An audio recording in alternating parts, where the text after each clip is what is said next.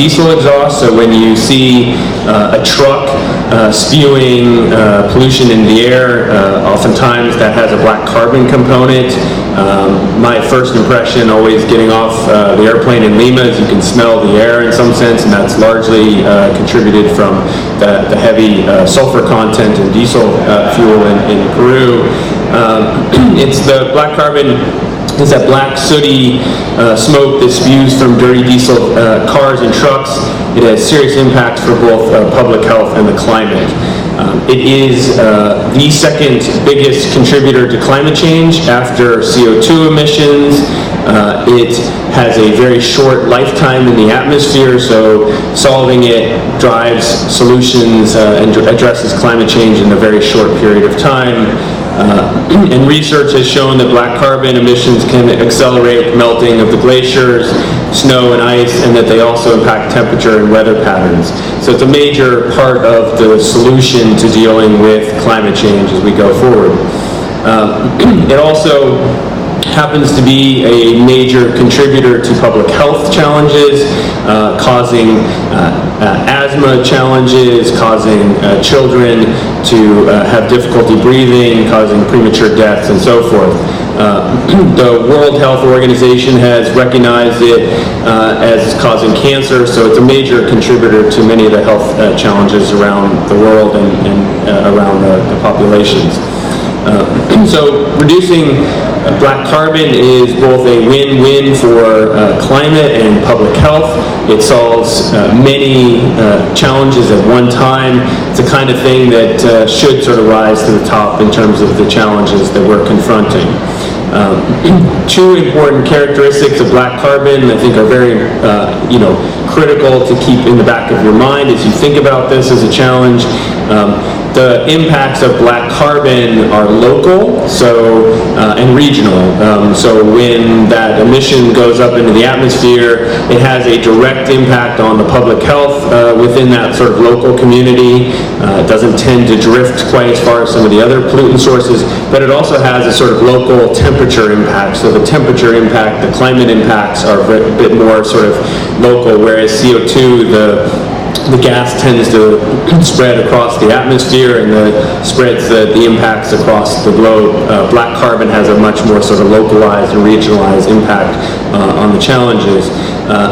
It's also what is often termed a short-lived climate pollutant because it has a very short life in the atmosphere, whereas CO2 lasts 100 or more years.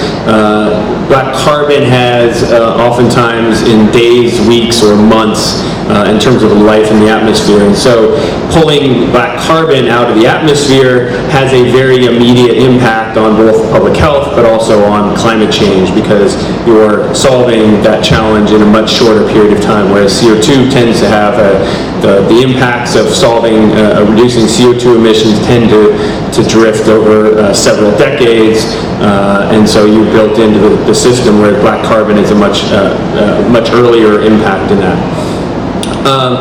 Another critical issue is that we know how to solve this.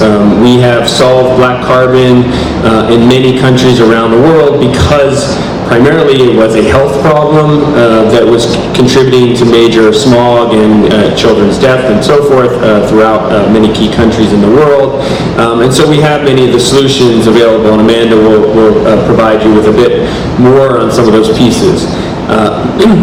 And yet, in many countries, we are still finding that progress is not quite as advanced as we need to, but we're going to give you a bit of sense of some of the progress that's occurred in a couple of the key countries in Latin America, and then hopefully provide you with a clear pathway in terms of the next steps for the countries in the region to solve this critical health and climate solution at the same time. So with that, I'll be happy to turn it over to Amanda. Amanda directs NRDC's Latin America team, working in Chile and Mexico and throughout the region. So she's going to present the key findings from this report that we're releasing today that focuses on black carbon in Latin America from diesel engines. So, thank you. Thanks, Jake. Thanks everyone for coming today. like Jake said, I'm going to sort of meat of the report. I'll start off by explaining how we went about the report, and then dig into the sort of specific research we did into 15 specific countries, and then address some of the recommendations. And then at the end, of course, if anyone has any questions, be happy to take them. I can also take questions in Spanish and Espanol, so there's no problem either way.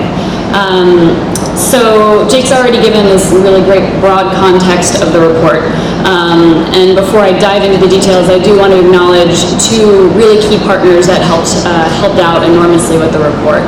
The first is a researcher named Renzo Castro Mendoza, who really did an incredible amount of research, contacting countries, and his work laid the foundation for this report. And then the second group of people are Rich Castle and Joe Anati at Gladstein Leandros and Associates, a consulting firm in the United States, and they've done a lot of the heavy lifting over the past couple months. So a lot of gratitude goes out to all of them. So when we started doing this, we thought, there's a lot of information out there about black carbon impacts, both public health and climate in China, in Asia, kind of on the global scale. But what's out there about Latin America specifically? And what we found was not much. The data about impacts and about the existence of black carbon in Latin America is quite sparse, to be honest. That said, we did find two really good studies. One showed that the key source, the largest emitting sector of black carbon in Latin America is the transportation sector. And so that directed us in a very clear path to say, okay, if we want to solve this in Latin America, that's where we need to be focusing.